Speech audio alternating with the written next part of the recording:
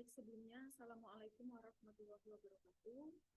Alhamdulillahirrahmanirrahim. Pada hari ini kita masih diberikan nikmat sehat. Hari ini Ibu akan menjelaskan materi pemeriksaan akuntansi secara daring melalui laman Zoom, ya. Jadi yang pertama akan kita pelajari adalah mengenai konsep dasar pemeriksaan akuntansi, profesi akuntan pabrik, dan kode etik akuntan pabrik. Oke. Berkaitan dengan konsep dasar pemeriksaan akuntansi. Kalau kita lihat dari pengertiannya sendiri, apa sih pengertian dari auditing atau pengertian dari pemeriksaan akuntansi? Jadi, audit atau disebut juga pemeriksaan akuntansi merupakan sebuah pengumpulan dan evaluasi bukti tentang informasi untuk menentukan atau melaporkan derajat kesesuaian antara informasi tersebut. Artinya seperti ini, audit itu adalah memeriksa. Jadi memeriksa itu dimulai dari proses adanya pengumpulan bukti. Setelah bukti-bukti itu dikumpulkan, kemudian langkah yang selanjutnya dilakukan adalah melakukan evaluasi bukti. Setelah dievaluasi, maka kita bisa menentukan apakah laporan keuangan tersebut atau informasi tersebut telah sesuai dengan kriteria yang sudah ditetapkan. Nah, kata kunci dalam hal ini, audit harus dilakukan oleh orang yang kompeten dan orang yang independen.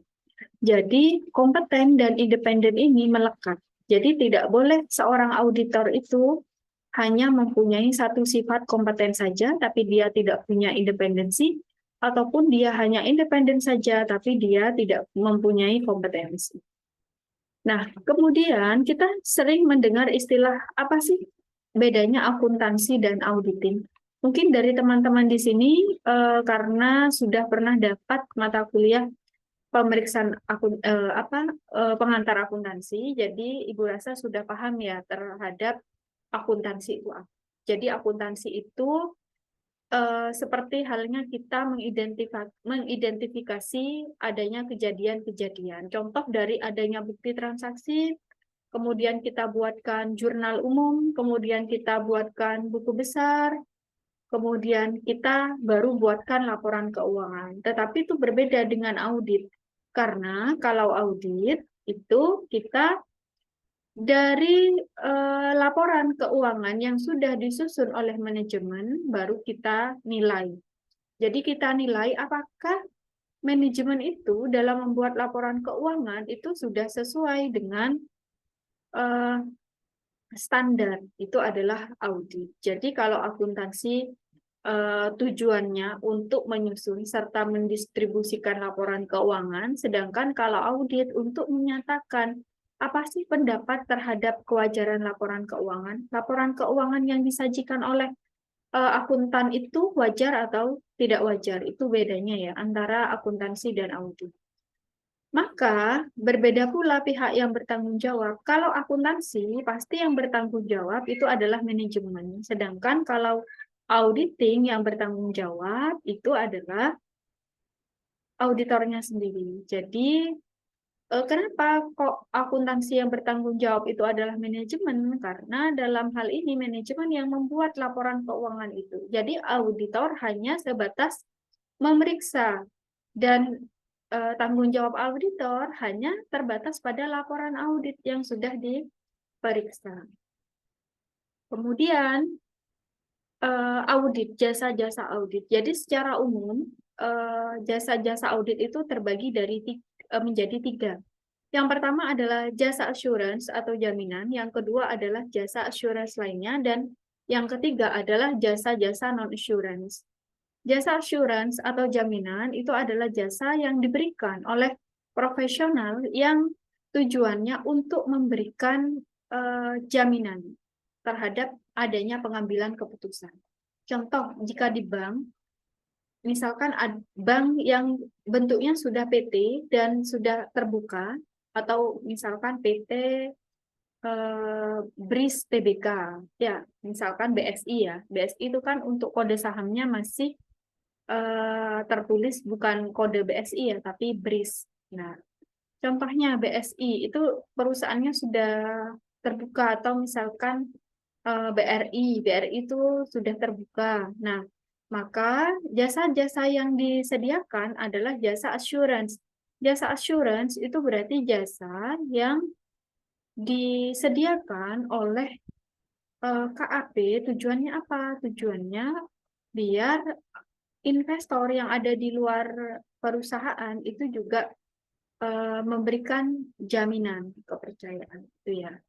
Kemudian yang kedua adalah jasa assurance lainnya. Jadi jasa assurance lainnya itu sebenarnya jasa yang dilakukan oleh seorang auditor dan biasanya disampaikan melalui bukan laporan tertulis.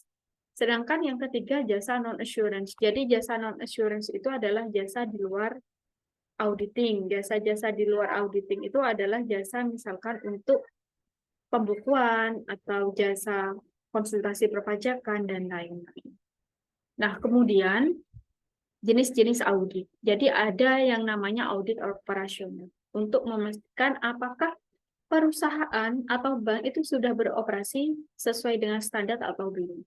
Yang kedua adalah audit ketaatan. Jadi audit ketaatan itu lebih pada apakah sebuah bank atau perusahaan itu mengikuti ya peraturan-peraturan atau norma yang sudah diatur atau tidak. Sedangkan untuk yang ketiga, audit laporan keuangan itu adalah untuk mengetahui apakah sebuah perusahaan atau bank itu ya laporan keuangannya sudah disajikan secara wajar atau tidak. Nah, jenis-jenis auditor. Jadi secara umum auditor itu terbagi menjadi tiga. Ada auditor internal. Auditor internal itu siapa? Yaitu auditor yang bekerja ya di sebuah perusahaan dan auditor itu merupakan pegawai internal oleh entitas tersebut. Misalkan kalau di bank itu ada auditor internalnya. Auditor internalnya siapa? Ya pegawai bank itu sendiri yang khusus bagian mengaudit. Yang diaudit siapa? Yang diaudit ya banknya sendiri. Itu adalah auditor internal. Nah, sedangkan auditor eksternal itu misalkan adalah auditor independen. Jadi auditor independen adalah auditor yang bekerja di sebuah kantor akuntan publik. Jadi, misalkan sebuah bank tadi sudah diaudit auditor internal, tapi dia merasa butuh untuk diaudit juga oleh pihak eksternal atau auditor independen, maka dia mengontrak suatu atau memberikan perikatan kepada suatu kantor akuntan publik untuk diauditkan perusahaannya. Jadi ini beda ya, sama halnya kalau kita yang memeriksa itu pihak internal, satunya pihak eksternal, pasti akan beda. Karena kalau pihak eksternal itu satu, dia mungkin independensinya lebih terjaga. Dan yang kedua, mungkin kalau auditor eksternal karena tidak pernah tahu, tidak punya tendensi juga ya terhadap entitas kita, jadi biasanya itu lebih dikatakan lebih independen. Dan yang ketiga, auditor pemerintah. Auditor pemerintah itu adalah auditor yang bekerja untuk pemerintah. Contohnya siapa? BPK atau inspektorat.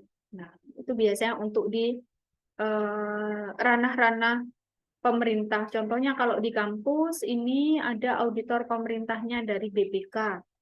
Selain itu juga ada auditor internalnya kalau di kampus kita misalkan SPI atau Satuan Pengendali Internal.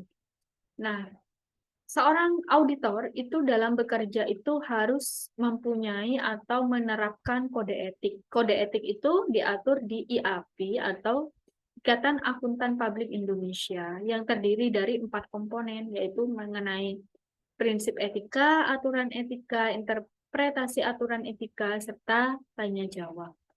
Nah, prinsip etika adalah sebuah karakteristik perbuatan yang harus melekat pada profesi akuntan publik.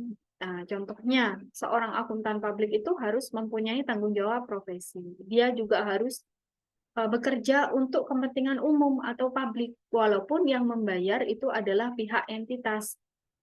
Yang ketiga, dia harus mempunyai integritas atau sikap integritas, kejujuran. Kemudian objektivitas, harus objektif.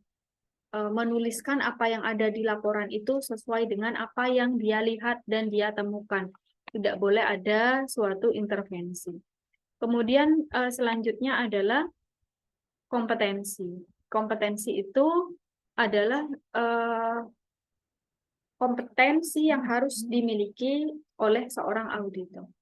Kehati-hatian berarti dia itu harus bersikap skeptis atau hati-hati, mengumpulkan bukti itu secara hati-hati, tidak boleh ada bukti yang terlewat. Profesional, contohnya adalah dalam hal ini bekerja secara profesional. Kerahasiaan dalam hal ini adalah dia harus mempunyai ya sikap yang menjaga kerahasiaan klien. Kemudian berperilaku profesional. Berperilaku profesional dalam hal ini berarti auditor harus berperilaku profesional sesuai dengan profesinya dan mempunyai kecukupan standar teknis. Itu adalah prinsip etika.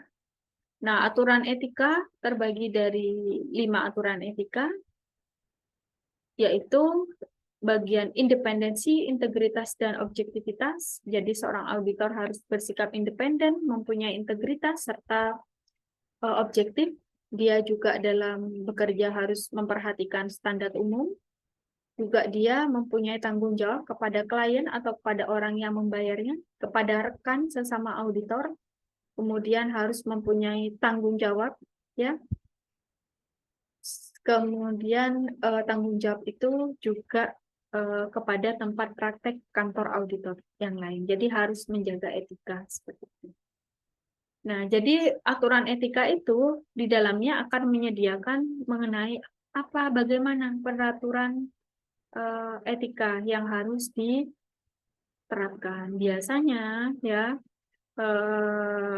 ada yang namanya Dewan Standar Profesional, di mana dalam hal ini Dewan Standar itu akan mengumpulkan pertanyaan-pertanyaan mengenai penerapan etika akuntan. Mungkin hanya itu saja yang bisa Ibu jelaskan, penjelasan singkat, semoga bisa dipahami dan dimengerti. Selanjutnya akan kita kembalikan di grup.